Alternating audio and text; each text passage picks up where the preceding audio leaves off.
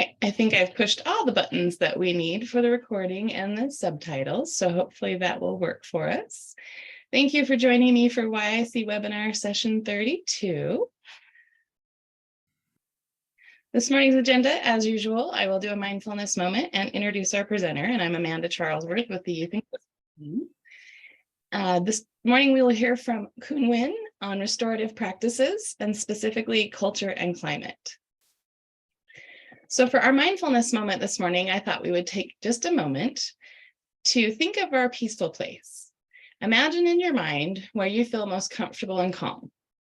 Is it a hammock in the forest, a sandy beach, a car concert in your car?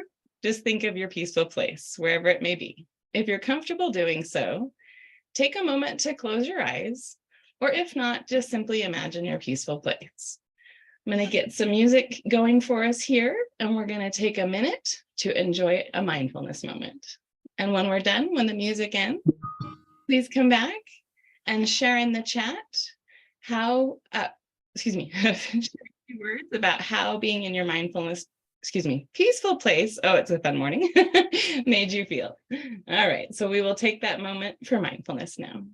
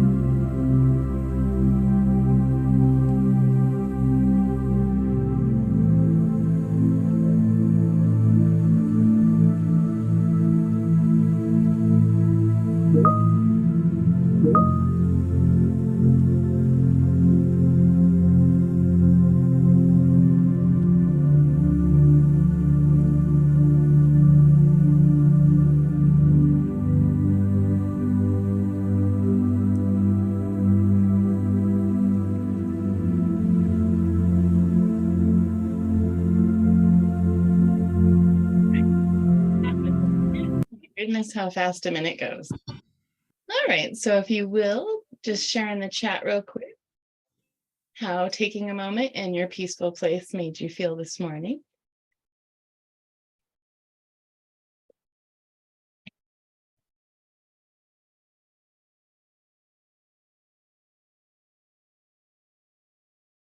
Dave doesn't want to leave. I'm with you. Call me.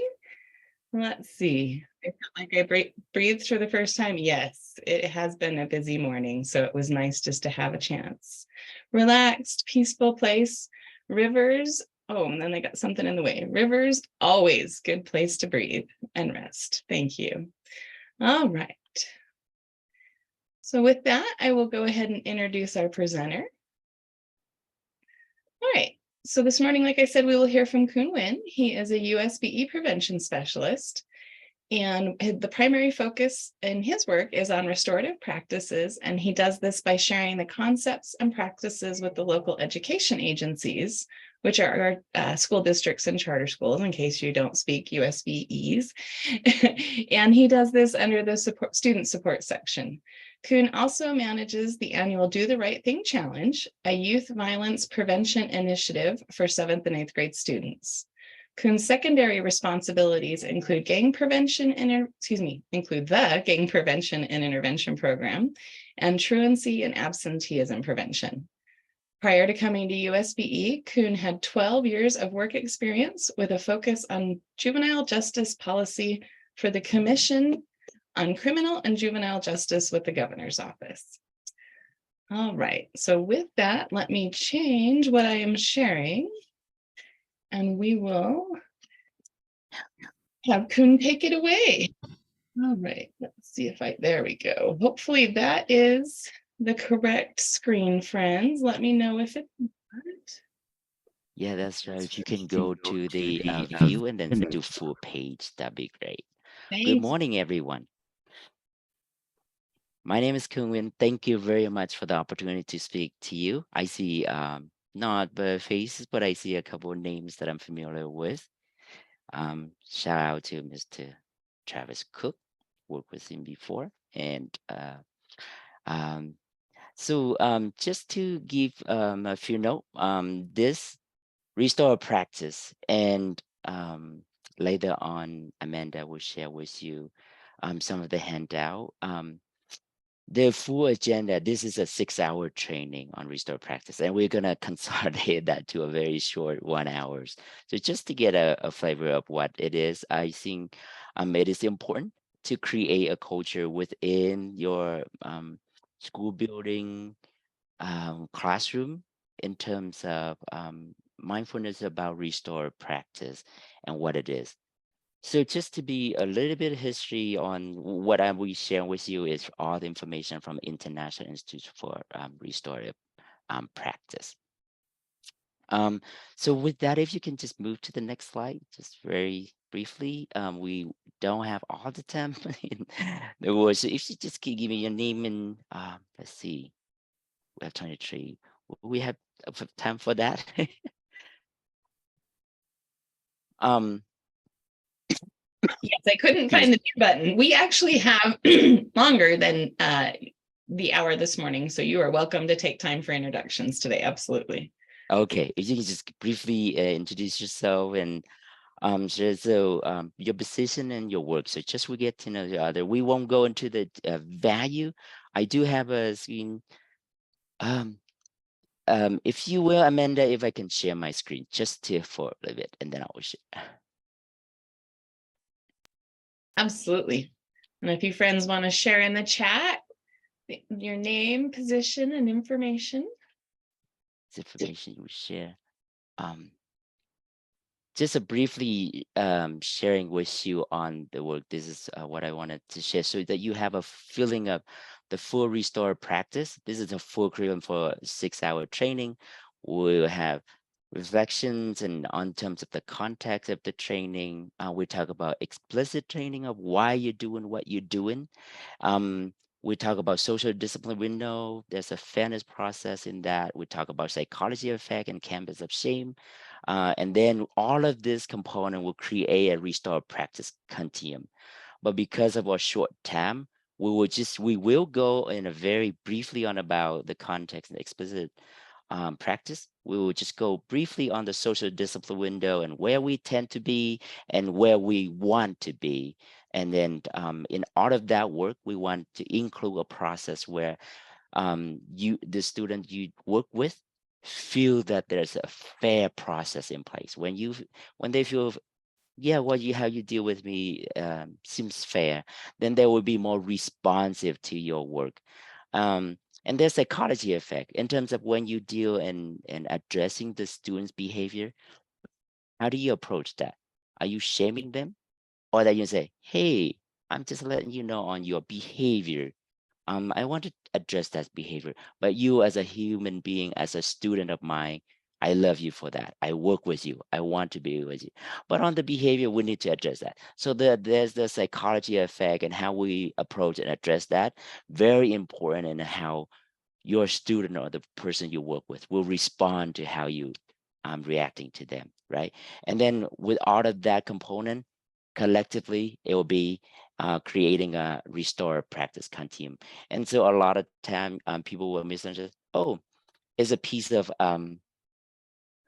most of the time you understand, oh, it's a restore circle and people get to circle and it's a very important and productive, but it's a component and of all of the restore practice, just to give you a flavor of it. But all of the from the this part all the way to the practice continuum, I will probably take the first half hour just to share with you the overview concept of that. We spend some time in terms of then what do I do with information? So some of that strategy is about using an effective statement, using restore practice question, and then just briefly overview about restore circle, because restore circle is another 6-hour training. So just to get you a very overreaching, overarching flavor of what our restorative practice is about. So that's just one thing.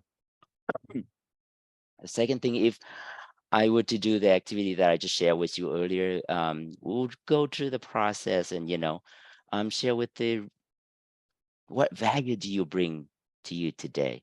So I think that's part of the chat that you guys are all sharing. So if you can just add to that, and Amanda, if you don't mind reading some of those, um, let's see. I will actually looking at this at the reading. Oh, if you can get to them, perfect. Yeah. So I see specials from South Sand Peak. I was actually in Richfield last week and sharing North and South Sand Peak representative at the training on this. Susie from Canyon School District. Shara, I'm not sure where you are. We have Nebo School District. I am not Ignacio. I'm not sure if I said the name right. We have David here, Amanda, Julia. I know you guys. Is it Bowie or how do you guys say your name? Sorry. Yep, that's right. Four. Awesome. From David School District. Mr. Travis Cook, I mentioned earlier. And then Don. Okay. Okay, and bring a non-judgmental approach and a lot of love and acceptance. Awesome. Awesome. Okay. I will let Amanda take over in terms of sharing.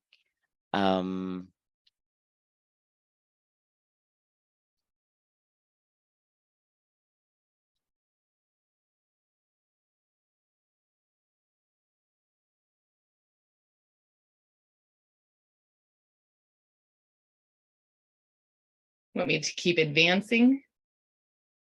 It's just hold on. My computer is not working as I wanted to. Original plan was, and then something else just come in.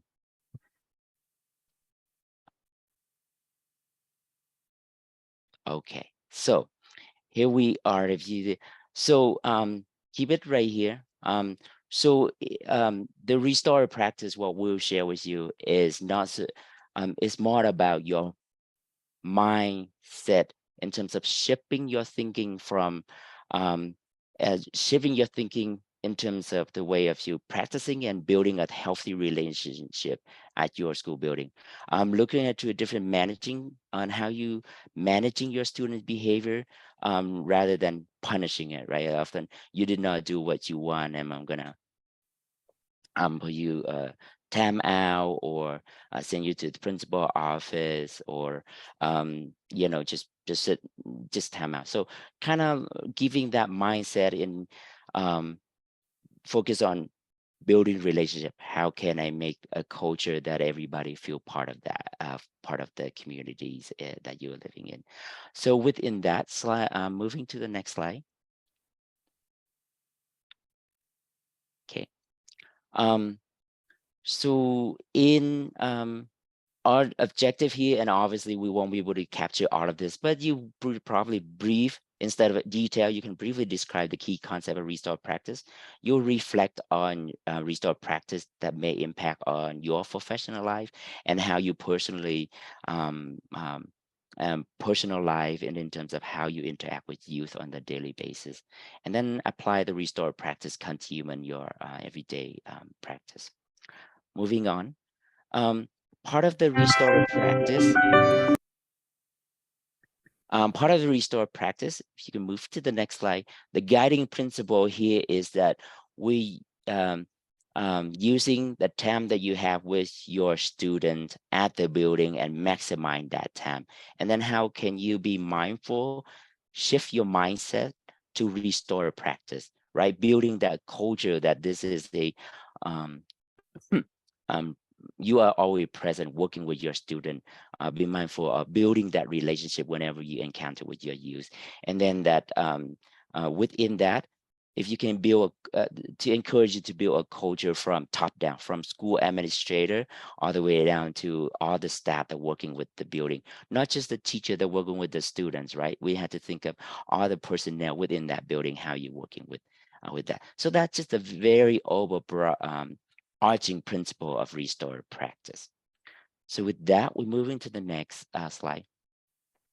So the first concept of restorative practice, and clearly I had a chance to share with YIC about a year and a half ago, and then I was solely focused on that hour on this concept. So I think it wasn't fair and just hard to, while it's important, but it's not the full spectrum. So today I'm just gonna go overarching so that you can have all the elements that's necessary. Part of that is is the relationship. So part of what is relationship is that we're talking about research has shown that building a strong relationship improves student learning. There's no doubt about it. We need good connection by creating relationships, right? And the first step in relationship, what do you do? Any guesses on what is the first step in relationship building?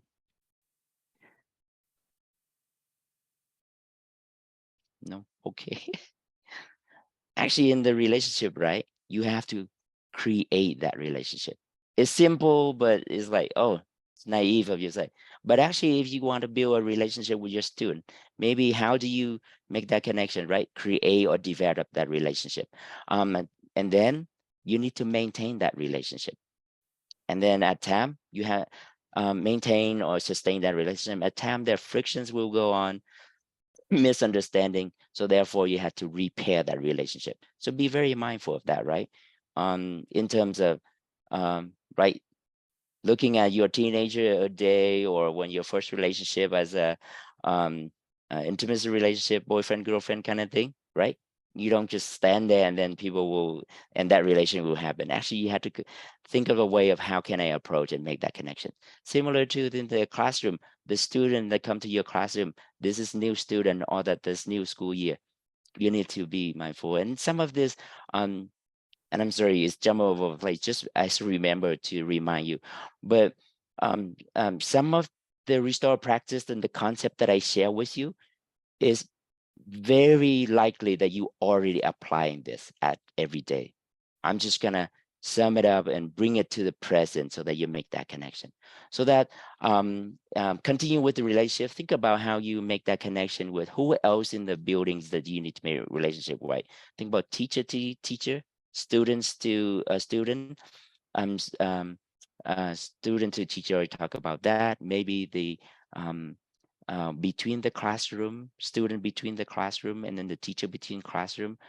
Who else in the building, right? You think that the first person into the building, the secretary, right? Think about the lunch personnel that student get lunch every day. Think that if you in the YIC, I don't know if you have probation officers or the case worker, right? All those relationship will make a difference. It's depend on how you create and maintain that relationship. When you have that relationship, you will build a community. Just one more element on the relationship. When you do that relationship, you have to ask yourself what is healthy relationship look like, sounds like, and feel like. And I will go into more depth to that in just a little bit.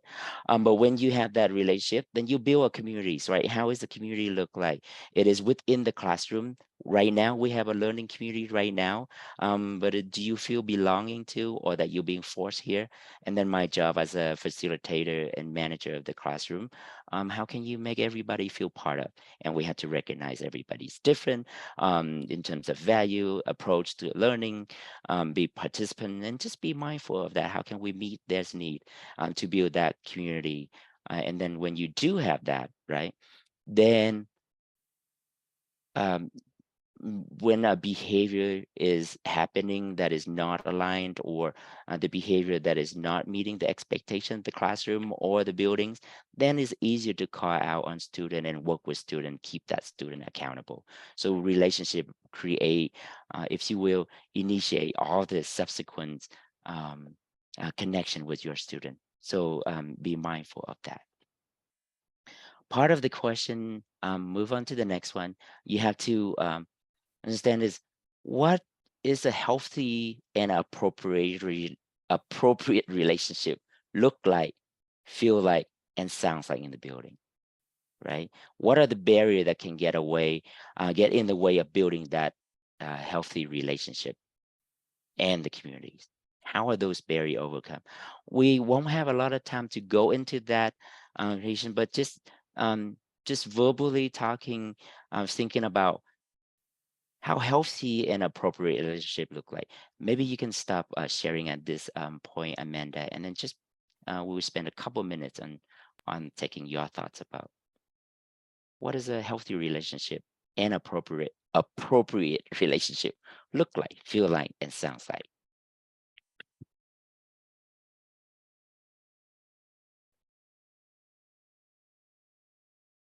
I think there's like a equal give and take, right? So there's sharing of responsibilities or sharing of interaction, maybe. Mm, I don't know about with students and teachers, but maybe in some sense, like age appropriate or role appropriate. great, thank you. See a few in the chat. I was going to add to that just a mutual respect of each other's roles and what the purpose is, what the goal is, the common goal between, in the relationship of what's going to be achieved. Right.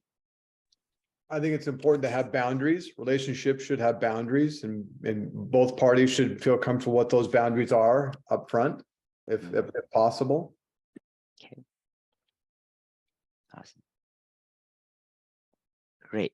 So it looked like is that the boundary that we need to have expectation of each other as a teacher. This is what I teach, how I teach you, and what I expect of you in the classroom, right? Setting that boundary. This is how it look like, right? As a student, right? This is what I expect of the classroom, and I appreciate for you to be part of, and then collaborate on that part of the relationship, right? And it sounds like that we had to have respect each other, respect and trust. Those are earned. I will teach you and share with you what I know, and then in terms of how you learn, let me know how you learn, what's the best way, and then I will meet you on each side. So and you can always feel you can always come and talk to me if you have challenges. Talk to me, and then it feels like that we share our expectation and how I talk, what is my value. So that's just to get understand each other. One of the thing, and I share this at my training, not me, but my predecessor always share, just when something that students are passionate about, this causes my really passionate about football, and then when talking about it, he's really into it, talk about football, and then sometimes it's kind of loud too, right? And then just to clarify, well, when I'm loud, not because I'm angry or it's just I'm passionate about it. There's nothing about you. It's just about me, how I respond to that. So be very explicit and share that practice of who you are, how those relationships look like, sounds like, and feel like. And then there'll be barrier and challenges. You want to be clear in talking about that so that your student will understand, so that you can work together in that way. And then there's challenges in how to overcome. I think part of the we don't have telling it just, but to explicitly saying that, remember that how you as an adult carry, and just be careful on how you yourself has a value in the culture that you bring to the classroom. It's the same thing with the students or the people that you work with. They have their own value and culture that they bring with them. Maybe a different culture, maybe a geographic culture that they bring. So just trying to understand that can really help you understand and build that relationship with the person that you work with.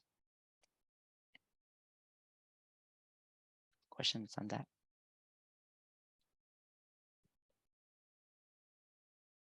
See that ask questions of interest in what make them happy. What is one positive that you can just share with mentor and others? Great. Okay. Would you continue to share the screen? And then awesome, thank you. Just to have a quick question, moving to the next one. So just thinking of the relationship that we just talked about, Think of the person that has the most impact on you, that who you respect the most, that make a difference in your life. Give me one word how you describe this person.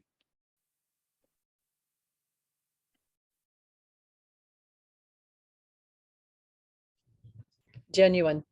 Genuine, supportive, understanding, attentive,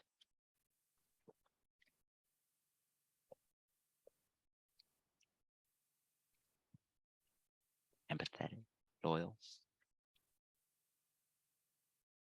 Awesome. Right? Thoughtful.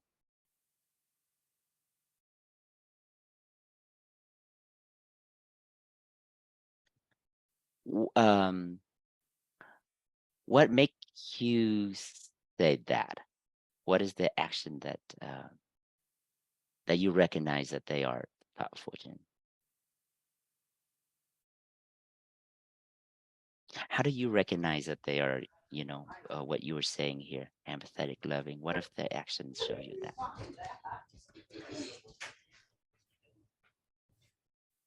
Me, how to be genuine and have those conversations. Also getting to know someone, and it's not just, I was just putting, what does a caring person do? What does that look like in that child's life? I mean, everybody has a difference, things that have happened, trauma, everything in their lives, but how does that look for them? And there's a variety that you'd be surprised at what does caring look like and appropriate, right? Thank you. Sorry, yes, they have this. We will revisit this one, right? So think about that person and how they give you that feeling of respect and all of the words that you say. Okay. Awesome. We will revisit this at the next. So that's one concept about think about how the relationship that built earlier, how that person treat you, that creating for you to the outcome that you just share about this person is respecting me, making an impact when this person, when a person has an impact is when they respect you. Okay, let's just take time for you, listen to you, being loyal to you, right? It take time to create that relationship. Okay, so that's just a very brief concept about relationship and community building. We're going to move to the next concept. So if you move to the next slide. The simplest way of understanding from restorative practice community is the social discipline window here. And the social discipline window here is to the left-hand side of me. You can see there's two axes, right? From the low to high on the support and low to high on the control. The simplest way to understand the control is limit setting, discipline, all of that. The way to understand this is setting that expectation, right? So setting expectation from low to high, and then the support, the engagement, the nurture, the caring that you give to your student. So it can go from low to high, right? So that the axis on the very bottom there from low to high, and then the control, the expectation from low to high. So when you have that setting, then what you have is called social discipline window. And if you move to the next, hit one more. What you have here is a social discipline window. And then there is a 2 or the punitive window. There are not a neglectful window. There's a 4 or permissive window. And then there is a store or restorative window. So in general, if you're thinking about on every day, where do the teachers or school admin or the personnel within the building, where do we tend to operate, right? There's no right or wrong in this. Just say, where do we tend to operate? When a student comes to class late, what is your immediate action? Oh, you must late for the bus, or you must sleep late today. Go ahead and join the classroom. Or you're late. Go to the principal office. or go sit in the corner for 5 minutes, right? Or say, I don't care. Don't even recognize the student if they're coming in. So all of this thing is operating at a different window. So for the 2 or the punitive window is that when you set a high expectation, but you give a very low support. I expect you to get to the class on time. I expect you to complete your homework when I tell you to do that. I expect you to put the phone away in the classroom, and there's no phone, right? Where maybe the parents or the family may be in a situation where they need to call the student. I don't know, but just the very punitive approach, that high expectation but very low support. In the situation where I say like, hey, you can late the class and stand in the stay 5-minute timeout or send to the principal office. I'm using a very sporadic example just to demonstrate the point. I'm not sure that that's the things that happen in classroom, but just to show the point of the punitive. When a teacher or the school administrator permissive, where you give a very high support, right? I understand that you're going through a difficult time. You probably didn't have enough sleep last night. The weather wasn't good, so it's okay to come to class late and all of that, right? So very supportive, very warm, very understanding, but very low expectation. So that's the window that we call for the 4 or the permissive window approach there. When when a person encounter with the not or the neglectful, say, I don't care if you come to class on time or follows classroom norm. You do whatever you want. And then as a teacher or as an administrator or the manager, say, I'm cool. You do what you want. I do what I want. And we call it good, right? In this situation, maybe there's a time, and I mean, this happened, right? Maybe it could happen, and then there is maybe an appropriate time to use that on a Friday afternoon when been a hard working week, and so let's give everybody a little bit of time. That's different than everyday neglectful, not caring about the student, not managing. So that's the neglectful part of that. And then when one thing that the restorative practice want to emphasize and be mindful of is that how can we bring ourselves in everyday practice to the restorative or the with window? What is that? That is, you have a high expectation, setting high boundaries for your classroom setting or your building setting or whatever environment that you're in. And then you also providing the necessary and the support for student or the classroom or that environment to complete that, right? So be mindful of that, being with your student, being with your staff, being with your administrator, so that you can be that restorative, which is the high expectation, but also high support to complete that work, right? And so that the operating window. I see a hand. Hi, this is Dawn, and I just wanted to share a quick experience that I had that might kind of go with this. So is that okay? Please.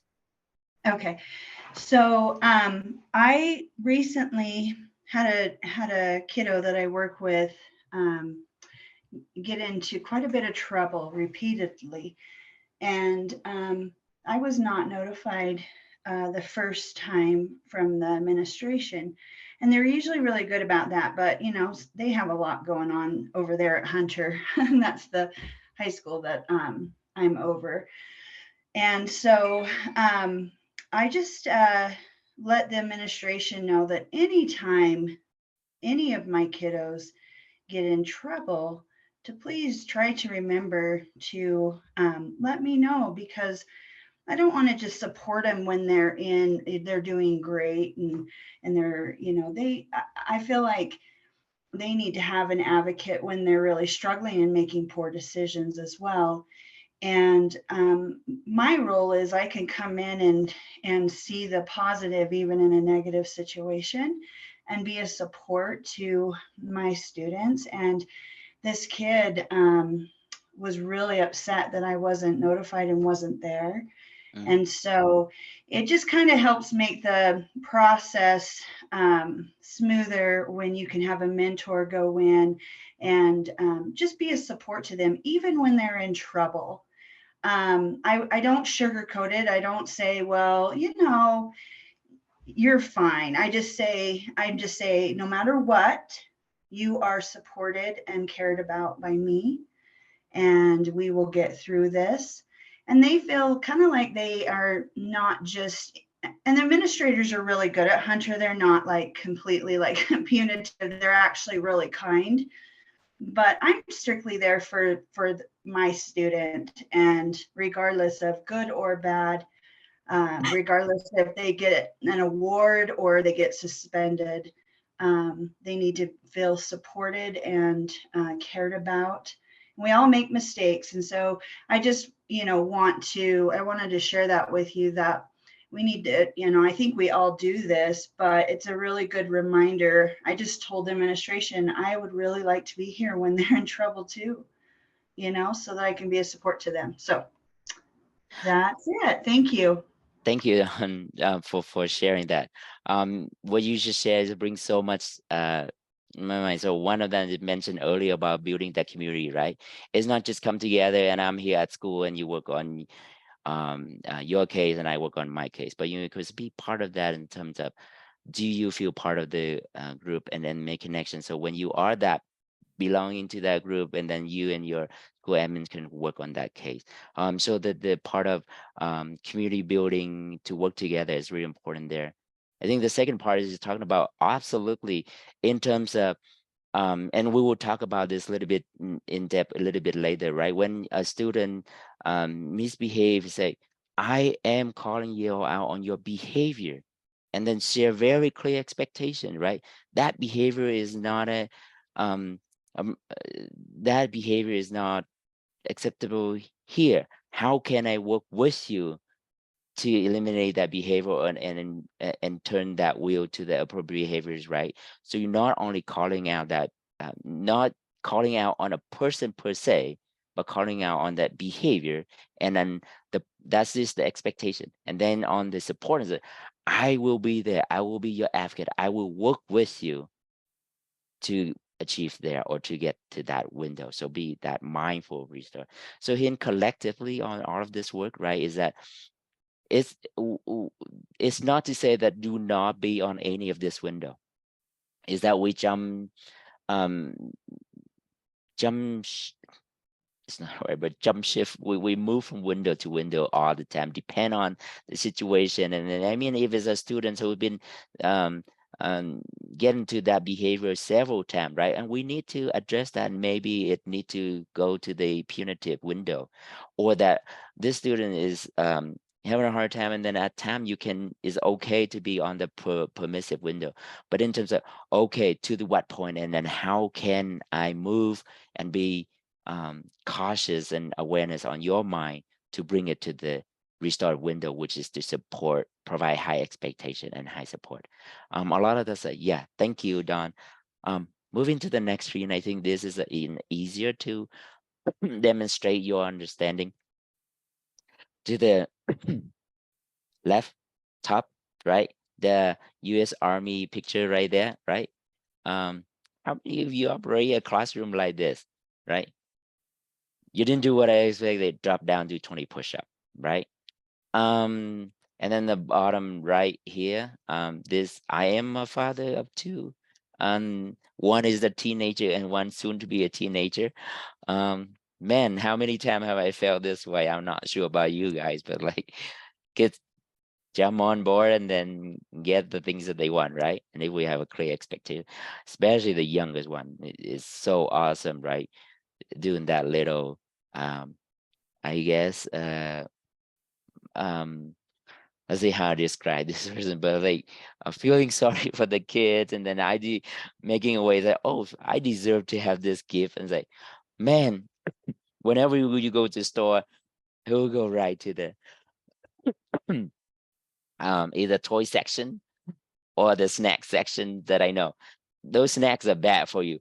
we have too many toys, but then all the ones that, you've been good. You've been go to school on time. And so I always give that, okay, you can have it. But then, so they run our life.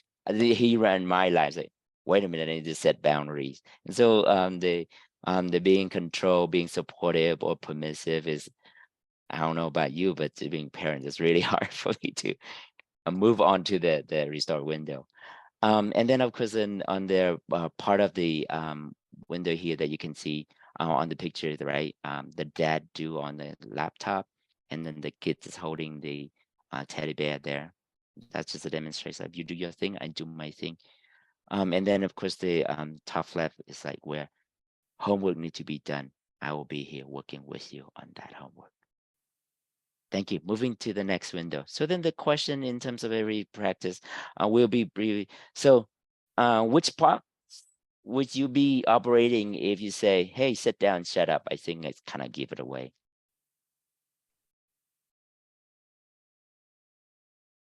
Any guesses?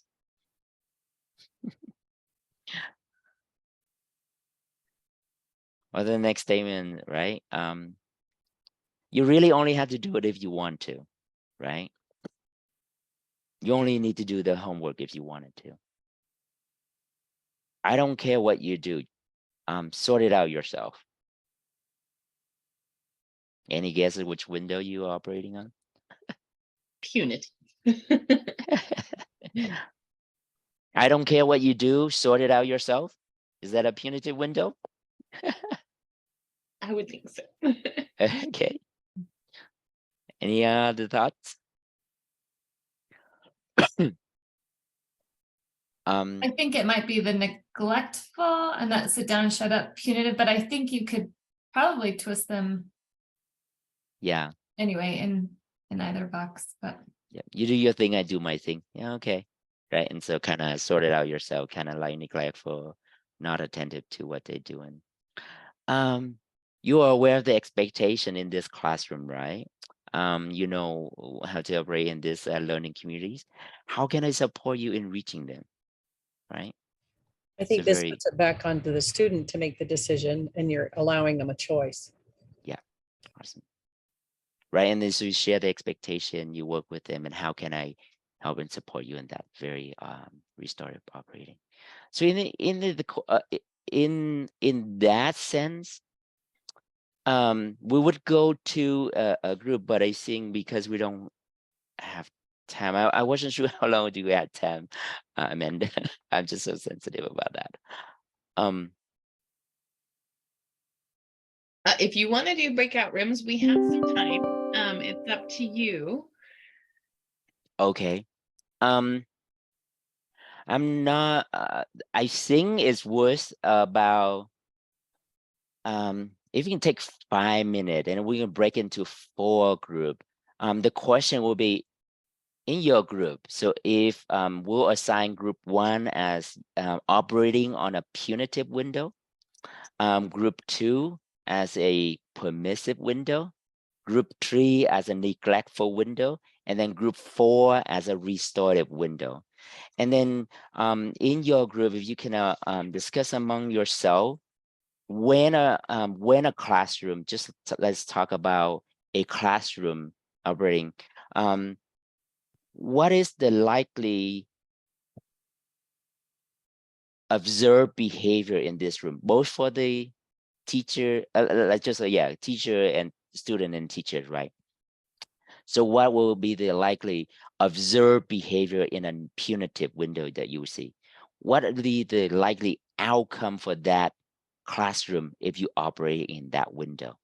Does that make sense? So the group 1, you operate in that punitive window, the teacher and the student. What is the, if you look into that classroom, what is the likely behavior you will observe, you will see? What is the likely outcome in that classroom if you see that? So if you do about, right now, I just explained that we have both. Yeah, let's take 5 minutes on that. And then if you can just jot down a note, and then we can come back and have a discussion about that. Is that okay? Sounds Like, good to me. Okay, so okay. we'll just do this at random, friends. I threw in the chat real quick the assignments for groups 1, 2, 3, and 4. I will stay back. So if you have questions, you're always welcome to message the host to ask questions. All right. The groups should be opening for you now. And there will be a second little pop-up for you to join your group.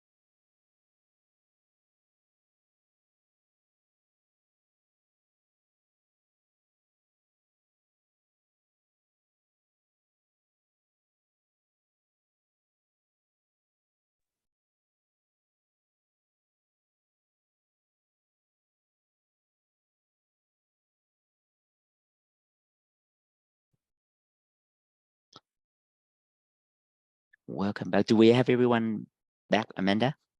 Thumbs up. Is everybody back? Awesome, awesome. All right. So just for discussions purposes, so let's go with the punitive. Do you write down anything, or one of you would want to share? What are if the classroom is operating in a punitive window, what are the observed behavior you will see in this classroom, and then talk about the likely outcome for this classroom. We talked about a variety of things, but in the classroom, we would say that when there are limited resources, a punitive model sometimes becomes the default. But the punitive model doesn't allow for an analysis of the root problem or an assessment of the root problem. It doesn't build relationships. It doesn't allow for a more kind of comprehensive or restorative approach, right? And so you may not get long-term outcomes. You may get really short-term outcomes that are not beneficial to all parties. Great point. Yeah. Any other thoughts? I think Travis said it's brilliantly, and it's when the classroom is not a safe place, and when kids are there's that black and white approach or the unknown approach, which it comes from that punitive approach. Then there won't be any learning. There won't be any absorption of what's happening. It's just going to be based on fear and anxiety of what's going to happen next if they don't do what they're supposed to. So I think they also go inward. They won't participate because there's a fear there of like, yeah, so I agree.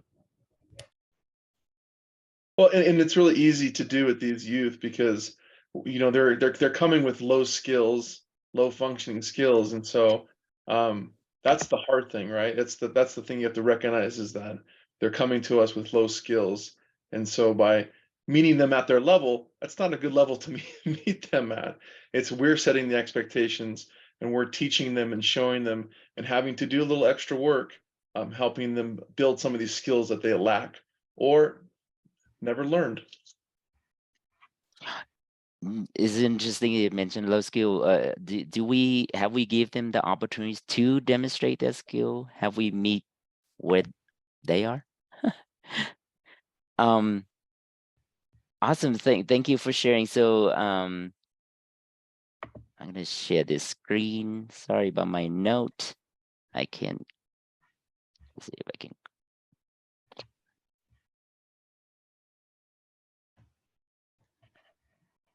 Thoughts?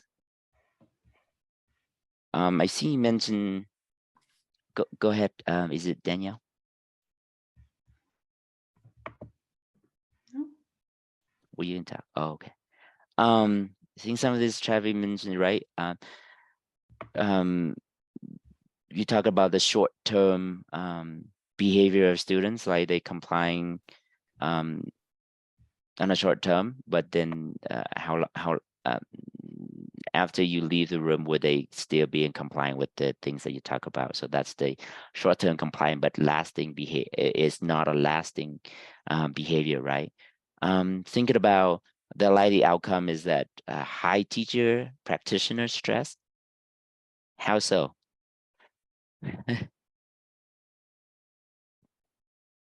Right, because I mean, as a teacher, I need you to be in order. You need to meet my expectations. So there's always high guard, like watching who's not doing what I want them to do the way that I wanted it to be, right? The classroom. So that the practitioner, the teachers is very stressed out, right? And wonder if that's a negative classroom atmosphere, right? Everybody is folding the hands, sitting tight and cannot move around. I mean, that's how I was being taught in 6th grade. Not here, it was in another country, but as a student, you don't talk, understand? You just sit and listen to your teacher, right? Anxious, resentful student. It is an orderly, well-setting classroom because of the high expectation. That would be the outcome, right? In the observed behavior, how often is use the tone of voice to blame or accuse other? You didn't do what I expect you to do, right? Lack of support in directions. Because you should know the expectation and you should do it, right? I already give you the instruction. Notice inappropriate behavior of them.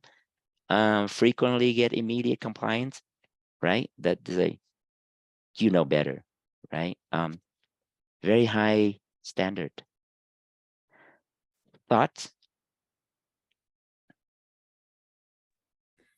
This is Parishay. I work with the Safe School program at Granite School District. And it's amazing when I meet with parents, can be a placement for drug use, assault, or whatever it is. How I say 80% of the time, the student will talk about social anxiety, meaning that they feel so behind in everything in the school. They don't feel comfortable in the classroom, and then they start laughing, then they get on the wrong crowd, then they do something wrong, and then they are sent to be with us. And the work of helping them walk back to the steps that were missed in the process, connecting with teachers in a small classroom, make sure they have support from social workers, make sure that they are being heard and they can talk about how they are feeling. But the anxiety, normally you think about social anxiety, but we are seeing academic anxiety. I am so behind, I don't have a clue what's going on in the classroom, then I prefer to be in the bathroom. I prefer, they will be at the school, but they will not be in the classroom, and that's a problem.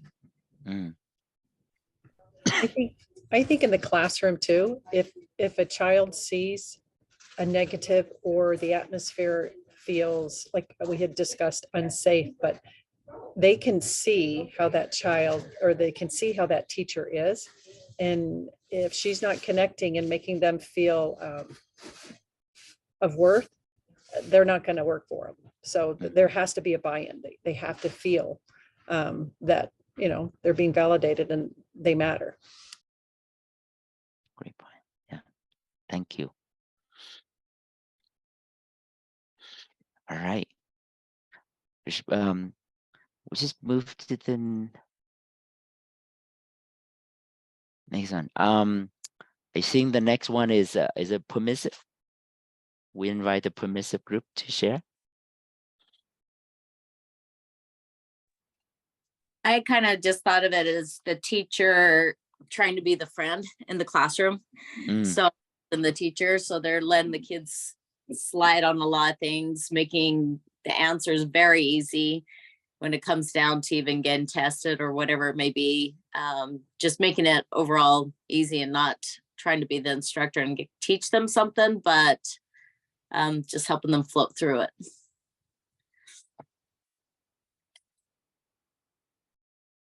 What is the outcome for this? What are some of the outcome observers you see? because students slang. It's like a participation trophy.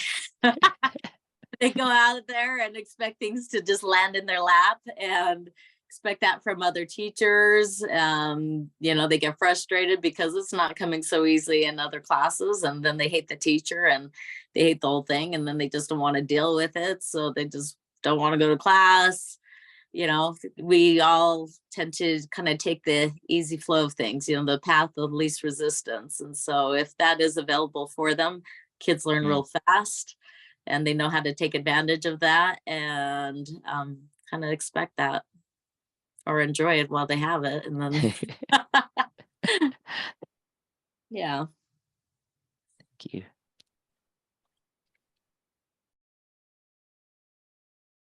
Okay, let's see. You know, moving forward here.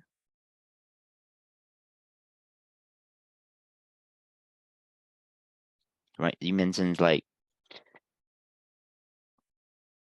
so observe behavior, warm and supportive. You mentioned about that student, maybe this is the outlet that the student want to be in this classroom because I can get away in this classroom, right? There's a consistent set limit, focus on effort and de-emphasizing quality work, and try to reason with people to behave or respond, make excuses for behavior. Just something to think about when someone operating in a permissive window, right? The likely outcome, you mentioned this, student or young people feel like they are supported, feel liked and supported. I don't know about chaos and out of control in the classroom setting. Student, you know, if you give them permission, they will just well behave. Don't control them, they will be well behaved for you guys. So we know that, right? Reminds me of a substitute classroom. Yes. I was going to ask when is the likelihood for this to happen, right? Student, young people do not feel secure in teaching capacity, in the teacher's capacity to manage. Poor work quality, student, young people feel anxious and uncertain. High teacher practitioner stress, how so? Would you agree with it, and how so?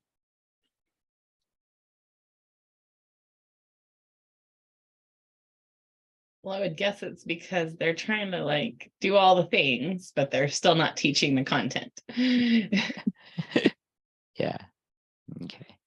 Any thoughts on this?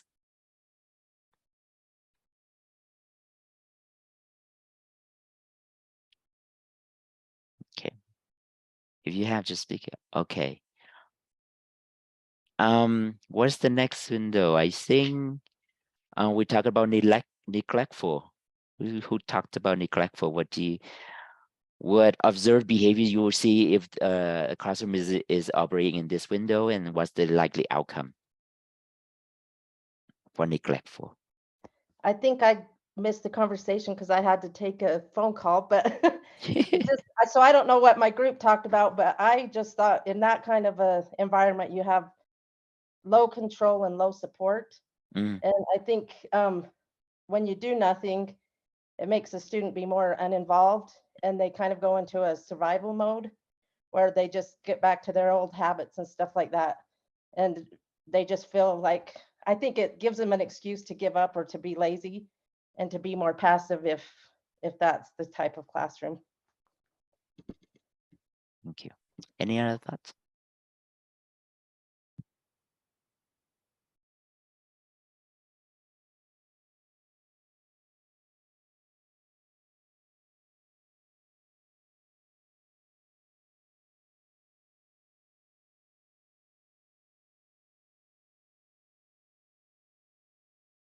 And if you're shy and don't want to come off mute, there's always the chat. Just want to remind everybody.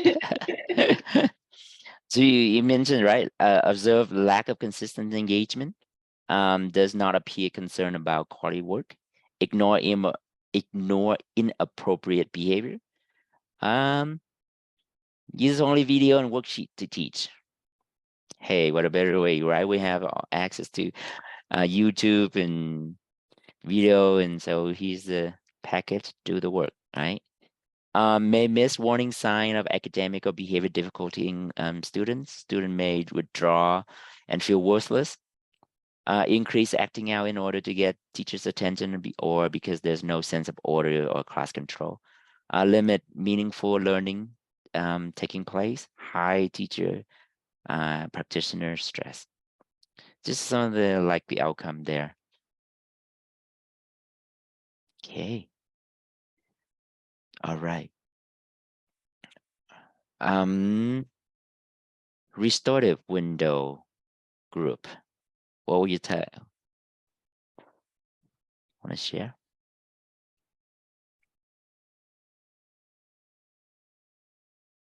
I think Carolyn is good at sharing, but I'll share one thing and then maybe she can chime in. Our whole group was great. I think what we saw is engaged students, right? Whether they're listening attentively or they're engaged in a group project.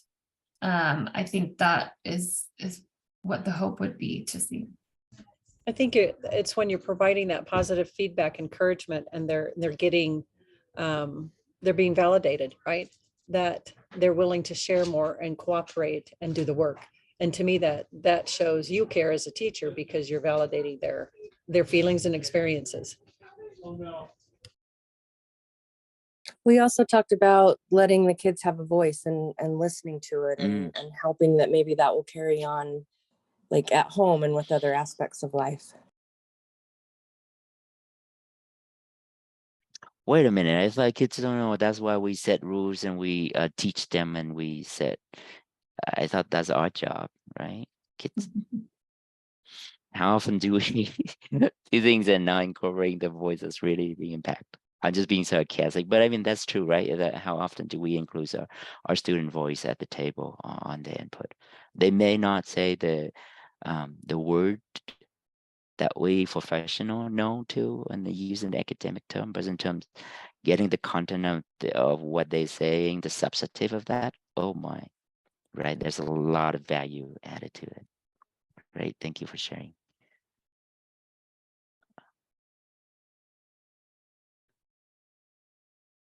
Okay.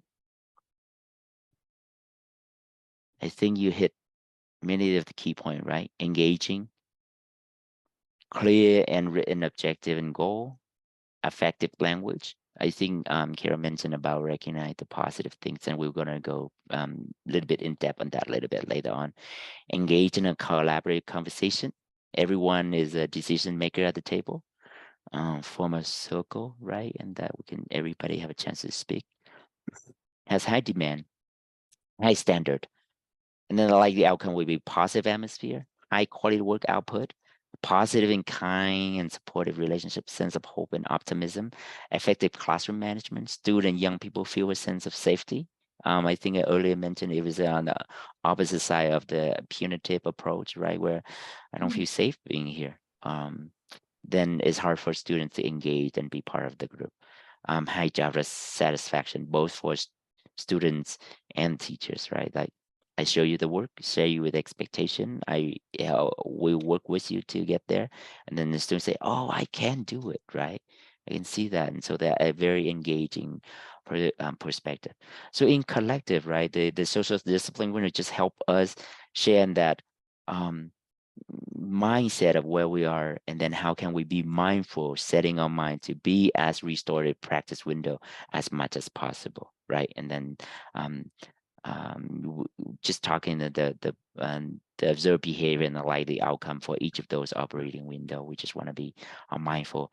Hence the word restorative practice. I just want to say, and earlier, and you often hear interchangeably restorative justice, restorative practice at USBE and at USC, and then my emphasis and there's different school of thought, and it will be room for discussion about this, but in terms of restore practices that practice the everyday integration of this practice and be mindful of that in restorative window versus which is the proactive, you're very actively engaging. In terms of the justice piece is to me is more like the reactive to the work. Now the behavior is done. damaged, someone's harmed by this action, and now we are reacting to that behavior. Hence, we had to bring some kind of justice, which is equal and fair, and that we feel safe on that behavior, right? So in our work, the restore practice, that's why the word in my understanding is that everyday iterations of our practice being mindful, and then our mindset of that work. Just interjecting a little bit, when in my reading class, it says engaging everyone in decision making engages collaborative conversations. Each once a month, I would pick whatever ethnic child, whatever, like Native Americans, Hispanic, African Americans, whatever heritage. I had a Polynesian young man. We would do readings very specific to their culture, and they would have a voice, and they would be able to participate and do some of the readings, and the kids would interact. And that's when I had the most collaborative conversations within the classroom, when those kids felt they had a voice. Thank you for sharing that. Right. How's everybody feeling? Should we cruise on? I'm passionate about this and I have a lot more to share, but okay. So with all this, I'm taking my class in the training, and then we can go more in depth talking about this. Amanda, would you want to take it away in terms of sharing the screen after that?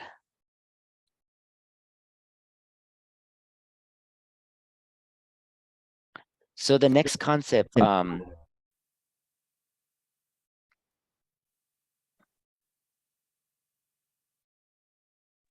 You need me to back up a slide? yes. All right. Oh, I was supposed to ask you these questions before. So remember the garden activity, or how a person respected, you talk about that role model person. So here's the next question. Don't think about this slide. We already done with this. We move into the next concept, but still think of that person who was that you admire, that have a great impact on your life as a role model, and then you use one word to describe that person. Now, think of a person when you did not meet your full potential, or that when you do something that is out of line. How was that person treated you? Does that make sense? When you so the person earlier that you say respectful and all of that, now that you do something wrong or you didn't meet the expectation, how will you describe this person? Ask them, what was the struggle? What's happening? Ask that conversation, and be, make them engage in the conversation of why they chose that. Okay. Everybody's talking in my office. That's okay.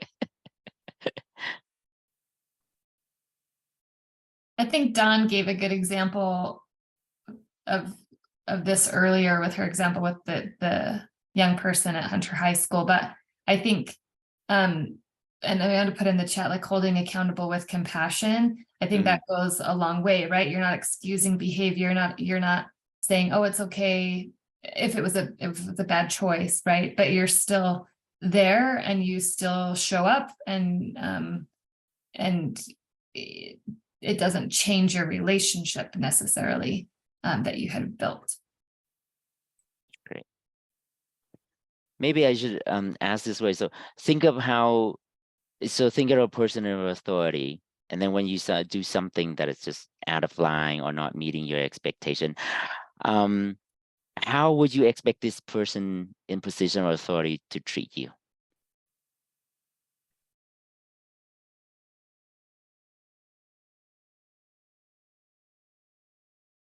When you do something wrong, out of line, and that school principal comes talk to you, how do you expect that person to treat you?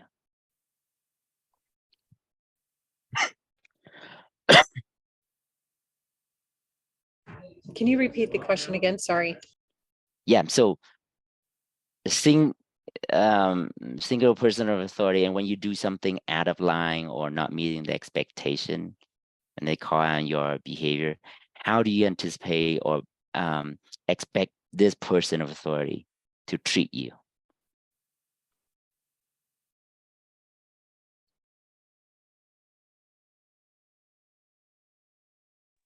I guess my fear is that like I will feel their disappointment, right? Mm. And in the chat, we've got respectfully, and then also respectful conversation. Respectful conversation. Awesome. Okay, if you're gonna move to the next slide, I think part of that process, and I do have to apologize, I didn't frame it right in terms of initiating the conversation. But when you a person of authority and then in charge of and addressing the behavior issues, the expectation is that in that discussion, right, the school principal or whoever is in charge of addressing the behavior issue, right, I expect it to be fair and that it is respectful in that process, right? And so in terms of restore practice, we coined the word of in that process, ensure that it's fair. And what is it fair? Meaning that you are engaging with the individual. So that is a clear explanations of what's happening. And then that is a clear expectation of what's happening. So in a way, move to the next slide, is that the individual are most likely to trust and cooperate freely with the system, whether they themselves win or lose in those systems when a fair process is observed. So in a way of that is that when you call out the behavior, you give them the clear engagement, meaning let's talk about it. The behavior you just happened, tell me what happened, right? To understanding that situation instead of like, you did not meet my expectation, let's do the punitive, right? So again, want to explain because there is a things behind, and we do know that, right? Whatever the student's behavior that they displays, it's just a display of the symptom. There's more underlying issue behind that. That's why they're doing that. So do we take time to understand that? Right, so engaging in that conversation, you will learn so much more. There's a clear explanation, right? What happened in this realm when student is come to class not on time, and you come late to the class, it disrupts my presentation on how I present my content. It disrupting others student in their learning process. Do you want to do that? Do you want to be the person who disrupting that? And that's why we're setting this norm so that not to come to class late. That's why we're setting the rule. Or that when you're taking the phone out in this classroom, it's distracting you and distracting me because I had to pay attention to whatever student doing, and you're not. I don't feel like you are pay attention to my classroom, right? So you have that explanation. Say, oh, I got you. Why you had that norm? Why you had that expectation of me in this classroom, right? So you have that explanation, and then share the expectation. Hey, the rules of the norms of not coming to class, don't come to class late, or that everyone come to class on time is not only for you, it's not only for the other students sitting at the third chair, but it's for all of us, right? The clear expectation, this is for application of everyone, or that certain rules that only applying for this group of student or a particular individual, right? If you have that engagement and sharing of understanding, that you engaging with the student, that you have a clear explanation of why things happen the way it is, and that you are sharing the expectation that everybody is part of the group, then the student will feel fair. And then when they are fair, the individual will likely to trust and cooperate with you freely in that system, right? Whether you they win or lose, right? And then often if you say, if you go, okay, do 10 minutes here, or you cannot go to the next class, or no PE for you this afternoon, right? It's like, the F was you, right? And so like they didn't feel it. They didn't feel that process was fair. Why do I being punished? But if we take a little bit time and engaging, giving the explanation, then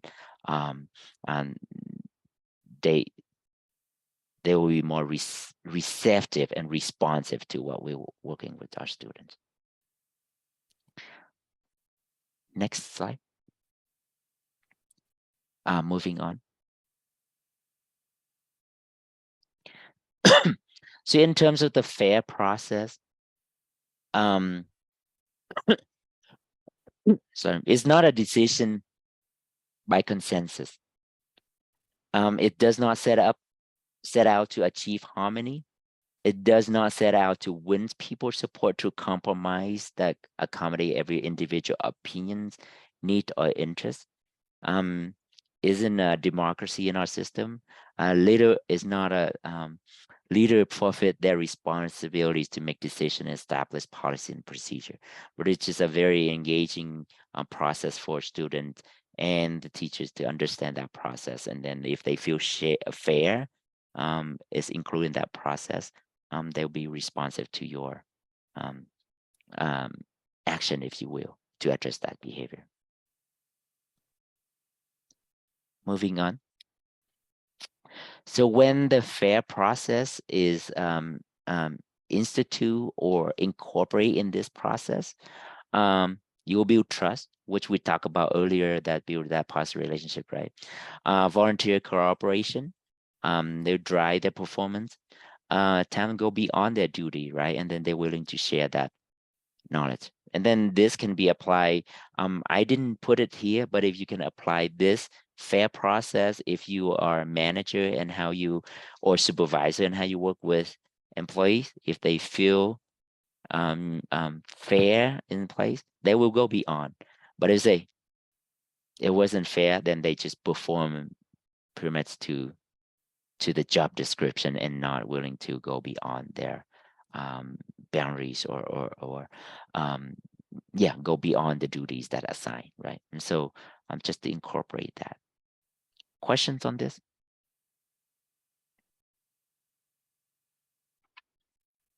Okay. Another concept that I want to share with you, and we will move to the next one, is the psychology effect. And to be fully disclosed, this is not one of my strongest strengths. I'm going to very shortly, just in terms of the 9 effect on our behaviors, is that we have the positive effect is when we have is relating to the enjoyment, the interest, the exciting us, when we recognize something that is very positive, right? Something that is making us feel good.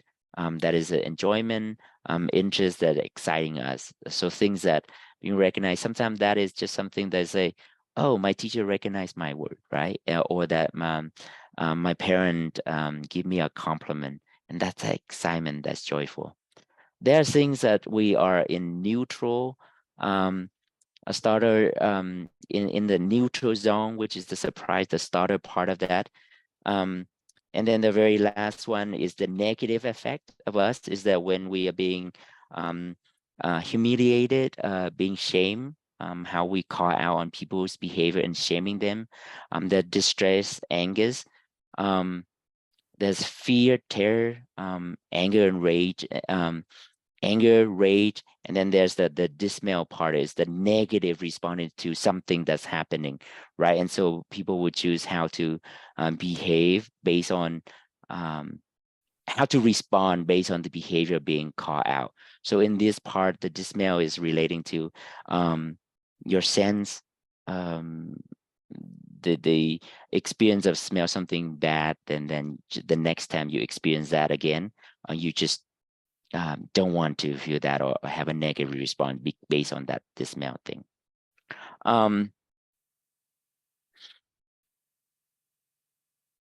In the so this is just a 9 psychology effect here. What I want to talk is, moving to the next slide, I want to ask you is, when a behavior, someone call you out on and things that you didn't do right, okay, that's shaming you, how would you respond to that? So when a teacher calling you, you didn't live to your expectation, or you do something wrong, how would you respond to that? What would your behavior be when you being called out on things that? You could always ask them, how would you improve the situation? What would you have done? Make them kind of accountable and describing what they would have done.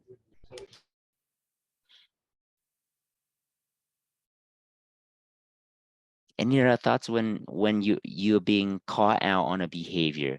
How would you respond to that?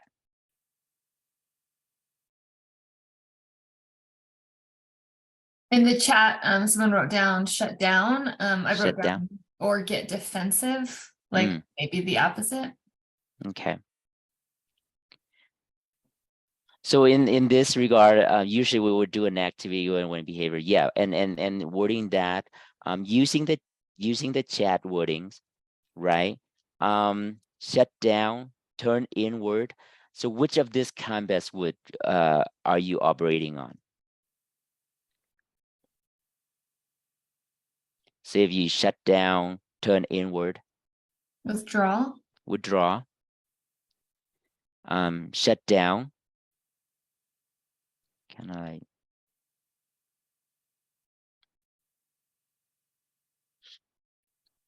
Would that be avoidant or that? I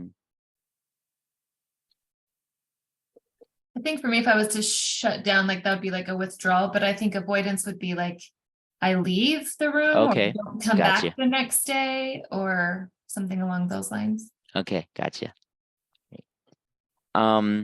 Defensive.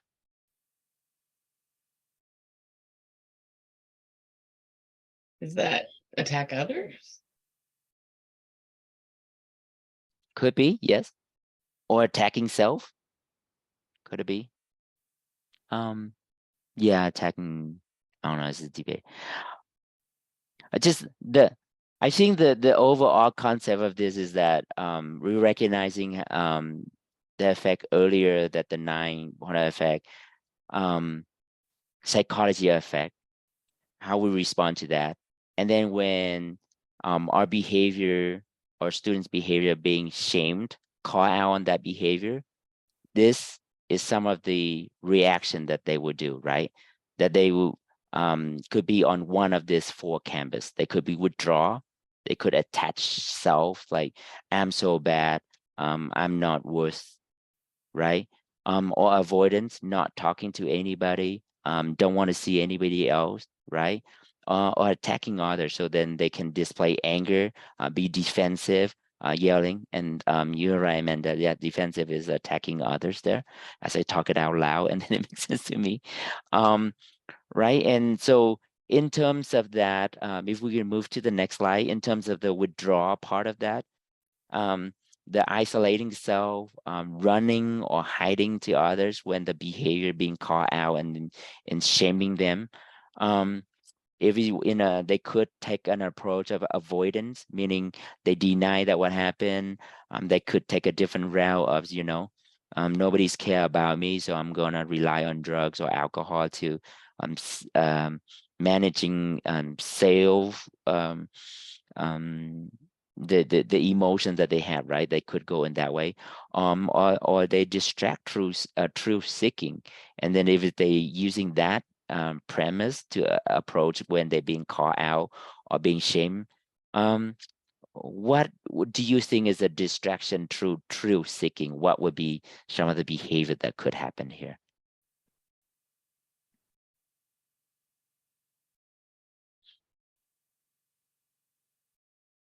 No, it's that chat.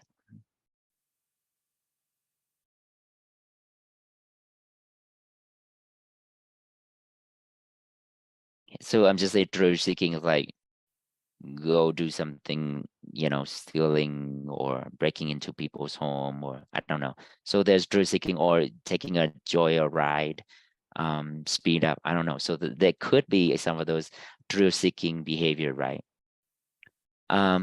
Moving on to the next one, another canvas is attacking others. So turning the table, blaming the victim. It was your fault, right? You did this. Lashing out verbally or physically, so attacking other in that, or that they can attack themselves, like self putting down, if someone can help me that word after the cell put down. How do you say that word? Is it masochism? Yes, thank you, Julia. So then if that's knowing that if we call out, that's why we want to share this psychology effect, and then recognizing as a person of authority, when we call out on our student on their behavior, this could be some of the shame. If we shame them, this could be some of their responses, right? And so we just want to be mindful of that. Then the question will be, how do we respond to their experience? So how do we respond to shame? So then the next slide here, I guess you already know what the question, how would you respond to those shame? If you can just read this, I guess this is the answer to my questions, right? It's listening to what they have to say, being present with them without trying to solve their problem or problem solve.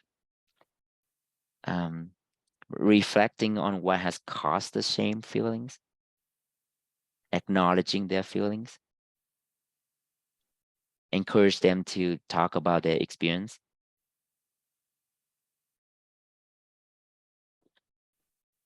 So moving on to the next slide, one of the things we want to do in restorative practice is that, and I mentioned this earlier in the terms, right? We reject the student's behavior, that unacceptable behavior, because they didn't meet the expectation of that, but also acknowledge the intrinsic worth of a person and their potential contributing to society. So in the premise of this is that we are separating the deed from the doer is the word. The way I explain it is that, like earlier I talked about, Johnny, your behavior is what I need to talk about. I'm not talking about you as a person. You are worth person, and I respect and I love you as a person, as a student in my classroom. But on the behavior that you just did is unacceptable in this classroom. And that's what we need to talk about and work on that to resolve that issue. Does that make sense? So all of this, what I'm saying is that at the end of the day, that's what we are trying to be, being mindful, should not be mindful and be careful not to shame our students, because when we shame them, they will behave in one of the 4 campuses that we just reviewed earlier, right? And so in them now, how can, if we have that relationship and our approach as a person of authority, and if we approach it in a way that being mindful, I am only calling out on your behavior, and we need to address that. And in at TAM is a conversation. At TAM, we need to talk to someone who in the building assigned to address disciplinary issues. But it's still, when you go and talk to that person and address that behavior and put on the consequences of that and come back, I still work with you as a person. So if you move on to the next slide, the concept of all of this is to draw into, be careful on 2 things, right? One, stigmatizing shame, and then integrative shame. So what I just give you is when we use the stigmatizing shame, we are pushing the offender or the one who done the harm out of the community, labeling them. So if you're thinking about the criminal justice, like that's a sex offender, that is a criminal, right? So that is shaming that person. But if we're talking about integrated shame, we're talking about, hey, your behavior, assaulting other or stealing things is not okay. That behavior needs to be addressed. So we go to the justice system addressing that behavior. But when you come back, you already pay your consequences, right? You address and be accountable for your behavior. I am still thinking you as a person, as a member of this community, and you integrate in them. So in another way of looking at this is like, hey, you need to talk to the school principal or vice principal to address that behavior. When that's done, you come back, we're gonna connect and then continue our learning, right? So the mindset of that is very important in how we approach and addressing that behavior. So that the stigmatizing versus integrating shame. I'm calling out on your behavior, but as a person, we'll come back, we'll work together to this process. So how do you do that? So that's the part of that. In addressing the effect of that, what Tompkins do, and then we'll go to the next slide, is that on our premise of practice, we want to maximize for the individual and healthiest behavior, a healthy person, we want to maximize our positive effect, minimize our negative effect, and then minimize the inhibitions effect. So meaning allowing for students to share their effect, right? And do this as much as possible in the premise of the Tompkins central blueprint sharing with us. And then this proven, I mean, you can use it up to the communities, like maximizing positive effect on the communities. This blueprint can be used for individual, two-person relationship, intimacy relationship in the community setting, and on and on. That's an extended training that I can share. But just the premise is that everyday practice is to emphasize on the positive, maximize positive, minimize the negative effect, and minimize the inhibitions of effect, and to do this as much as possible. Collectively, what we just did in the last hour and a half, we talk about relationship, we talk about social discipline window, we talk about the fairness process in that. We just talked about the campus of effect, that including the positive, negative effect, and then the compass of shame. Collectively of all of that, what we have, the next slide, is the restorative practicum continuum. So in all of this, we emphasizing on to be in 80% of our work should be proactive, and then 20% of our work is on responsive to the behavior. So in how do we can be proactive in this work, that we use affective statement. One of the strategies to address building restorative work is using the affective statement, which is emphasizing on the being positive, recognizing the positive work. And we tend to be, as a human being, somehow we always see the negative things that our students do, right? Do we recognize their positive work? And then do we say, that's awesome work that you just did. Why you just helped your students to do the work? That just so make me feel so awesome, right? And I want you to continue to doing that. So using an affective statement, and I will share with you some of that strategy. The next one is using the affective question.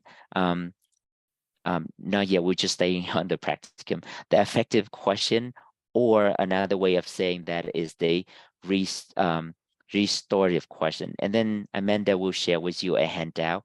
Then in affective question, there are two sets of that. One, you want to ask the one who did the harm or conduct the harm, right? We want to ask them, say, what happened? We go into the process of asking very open-ended questions in terms of what happened. What were you thinking at the time of that incident happened? What have you thought through about that since that happened, right? Who has been affected by your action, right? And then we ask the person who conducted the harm, what do you think you need to do to make things right? So those are the affective questions for the one who committed the harm. And then on the reverse side, of that is that the person who been impacted by the action or harmed, then we go through a series of questions for this individual as well. What do you think? What did you think when you realize what happened to you, right? On that behavior? What impact has this incident have on you and others? What has been the hardest thing for you? And then what do you think need to happen to make things right? So the affective question is when to people, for example, like a fight, right? And then so an individual pull the student out, and then you go through that process of asking that effective question or restorative questions. The another piece of that would be the small importune conversation. An example with that would be when two kids going out on recess and have a fight, who's going down the slide first, right? That's behavior is need to be addressed right there and right then. It's not to the level that we need to punish them, but put them aside, have a conversation, and we go to the question, what happened, right? What were you thinking when you fight and pushing each other to go down that slide? Right, so we just kind of adjust the question a little bit to the situation. But then, what have you thought since that happened, right? And then they will think, oh, maybe I don't. It's okay. You go slide first, and then I go second. It's not gonna detrimentally impacting me. So it's not that big of a deal. It's kind of thinking, right, help them through that process, and then asking them, how is this who has been affected by your action, right? By pushing others who get to go down the slide first, right? And so you have that question, and then what do you think you need to do to make things right? So then they would think, oh, maybe next time then we'll just talk about you go first, and then the next time I go first, kind of thing. So that's more importune conversation to engage in that in a conversation. Another strategy that in terms of the pre-restorative practicum is the circle. In terms of circle, there's a whole 6-hour training I think I mentioned earlier. This process, there's benefit to this, right? It gives you equity, everybody have a chance to talk about that. Is equality, everybody sit in a circle and everybody equal. And then you can use it for various purpose. And circle is very purposeful for you to build a community. You can use it for check-in, check-out, at the beginning of the week. Say, hey, let's have a conversation. How's your week going, right? And so everybody have a chance to talk about that. Or if it's a little bit more serious, can problem solve. We noticed that several students this week did not turn in the homework, right? So let's have a conversation instead of focus, why don't you turn in your homework? We can say, hey, we want to talk about what's the best strategies to complete homework on time. And then you give everybody a chance to talk about that. Furthermore, in terms of circle can be used in terms of problem solve, which is about the turning homework. I just give you an example. You can solicit feedback too, right? Circle can be effective in a way, say, so last week, I share with you and teach this concept. I want to know from each of you on all of the way that I, as a teacher, deliver the content. Was it helpful to you, right? What was best strategy that helped you learn? How can I improve and meet your learning technique, right? Or learning process. So then soliciting that feedback, you will learn so much on your students' way of learning. So restore circle can be used for various purposes, but it needs to be intentional. You have to have a plan on how and what type of question you need to do so that that serve your purpose in terms of the circle. A lot of time, I don't know, this is my own criticism, is that a lot of time when you go to a community, let's go into a circle, right? Okay, circle, it's awesome. We get to know each other and all of that. But it needs to be purposeful and they have a plan in there. I want to lastly focus on the formal processing, and that's why we want to be as much as possible on a proactive, and then only in the responsive, which is kind of like a circle or the formal conferencing. The formal conference is a very time consuming. It takes a lot more time for you to plan out. Think of this.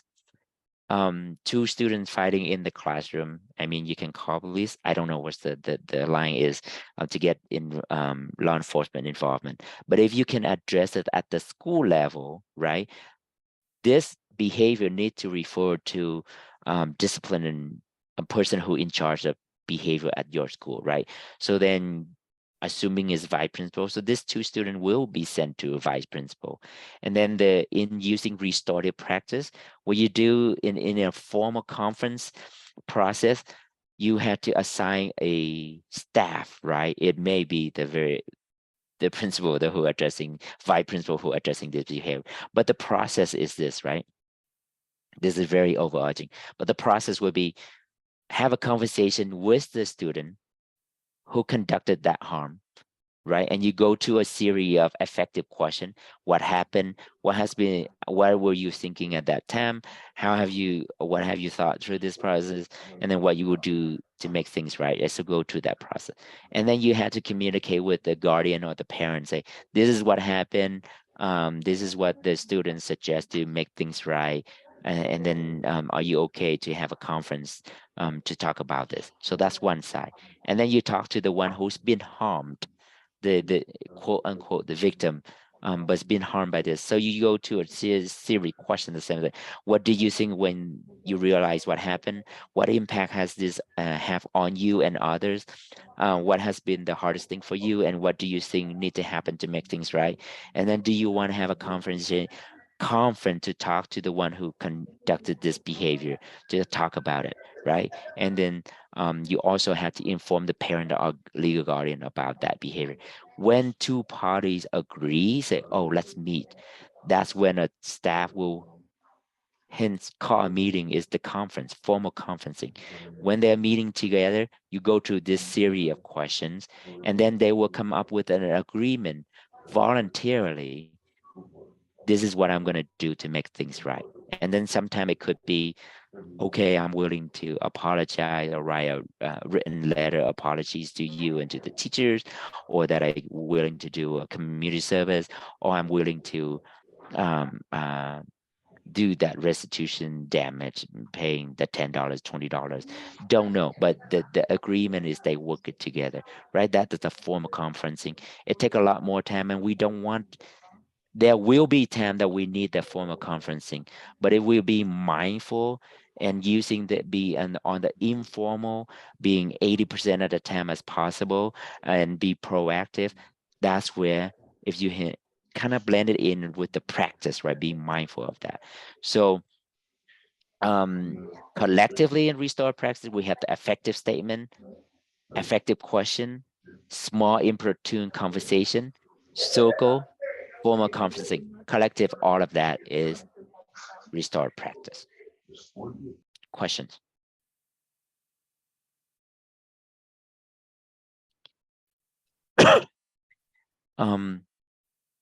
We don't have much time, but I want to go a little bit detail this strategy, and I will send this out as part of the handout for you to integrate, and if you can use it at this. So in terms of effective statement, next slide. It helps you set boundaries, provide feedback, and teach empathy. An example, next slide, an example, a scenario of effective statement is that Jason called me David stupid, right?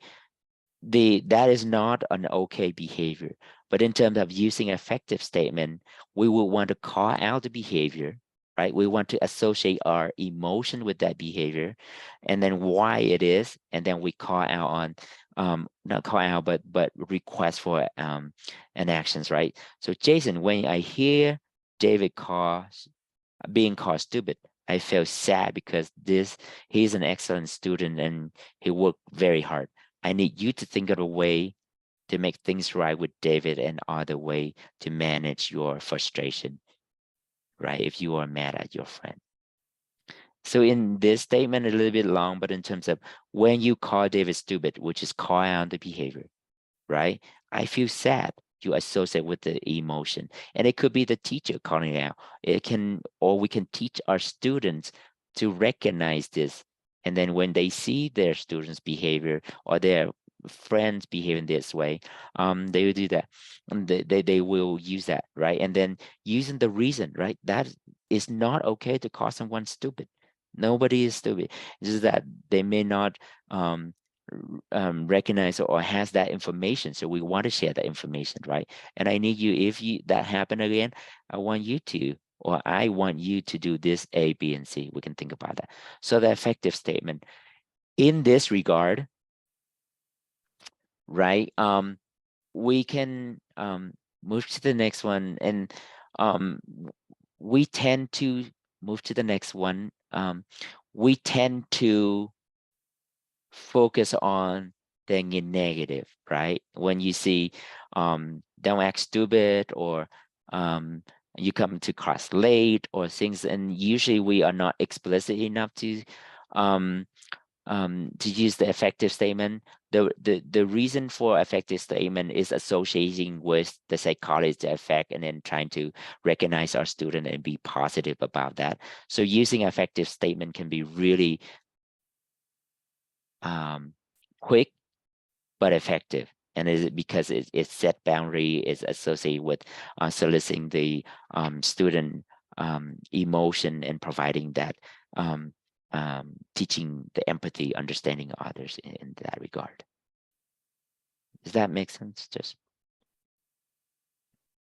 in this if we would have time earlier, the explicit practice at our work, we would have spent time at the earlier point in terms about explaining or sharing why we do what we do. A lot of time we do just our routine, right? Say, hey, good job. Another routine that we have is, I always use this example, I know we're short on time, is that when you go to the office and then asking, hey, how are you doing, right? And then they say, and anticipation is, I'm fine, thank you, right? But I say, hey, how are you doing? And now I spend time, well, you know, my week has been really bad and I have this happening to me. Oh, good. And I'll talk to you later, right? So the routine is that you're not listening to what's happening. And now our routine is that, oh, good job, good job. Say, what exactly did I do that good job? So if we can turn that good job into an effective statement, when I see you help your classmate on math homework or on reading, right? Make me feel good, because the reason is because you show caring for your classmate. And what will be the request? I want you to continue to do that, right? So it's awesome recognizing that, and that's the positive effect that we want to recognize, right? Not just a good job, but turn it to a statement where it has a behavior and you connect it to what emotions, and you're talking about the reason why that is, and then you request for that action, which is continue. So not just say good job, but be very explicit on our practice, right? Next set. Now we move on to the effective question. So the first set of question, which will be a handout for you. And sorry, we don't have time to practice. I plan to have practice, but then this is very important to mention on the substantive of that. But the open-ended questions to solicit the emotion, allow students space to explore issue in a non-threatened way. That's why we ask effective question. Is address past, present, and future. It may achieve fair process in addressing this. Is very proactive and explore positive change in the behavior, and responsive to responsibly used to explore harm and how that harm has impacting others. So moving to the next slide would be the restorative question for the one who's been harmed, right? This is the one who's been harmed. You will ask these questions to them. What do you think when you realize what happened to you? What impact has this incident had on you and others?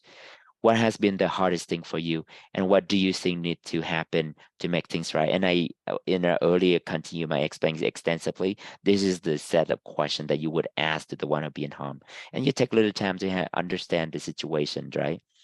The next set of question would be for the one who who did the harm. You would sit down. Next slide. You would ask the question, what happened? What were you thinking at the time?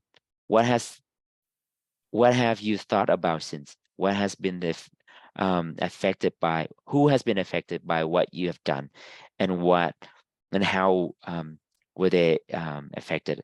What do you think need to do to make things right? So you ask these questions to the one who did not. I'm just gonna quickly point out, notice this set of question is not about why you do what you do, right? There's a reason for that. A lot of time our kids don't know how to explain why. And then the other one is when you ask why is like immediate thinking I'm wrong, then therefore their defenses go up and we do not have as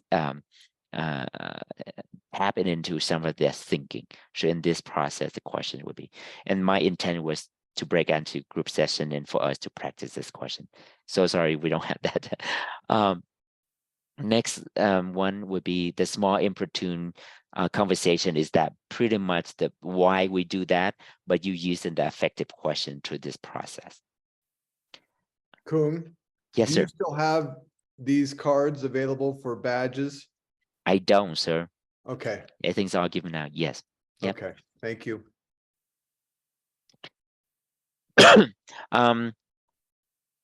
Just to the next one, very briefly on the circle, I think already talked to you about that is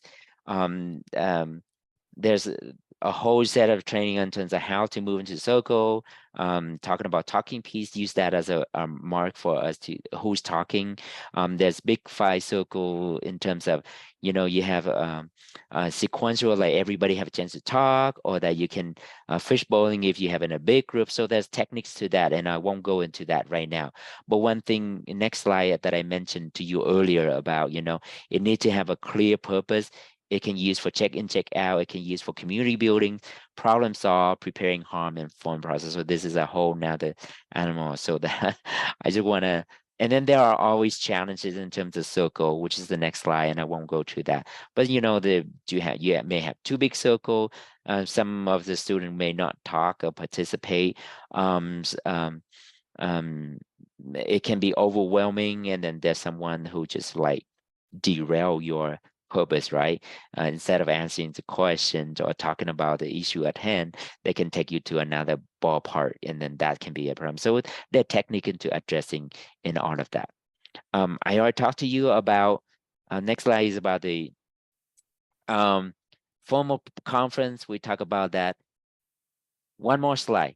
Collectively, restore practice is that we want to be explicit, that mean we be able to explain why we are doing what we're doing instead of keeping it on our routine, right? So be explicit. So that means be mindful about where do you tend to operate in terms of the social discipline window. Do you incorporate the fairness process when you're dealing with your student?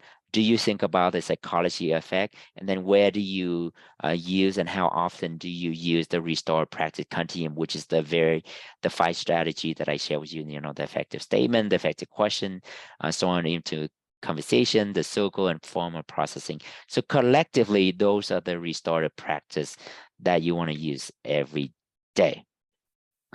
So with that, go ahead and skip the next slide if you want. Well, if you want specific training, please submit a request to us, and Amanda have that information.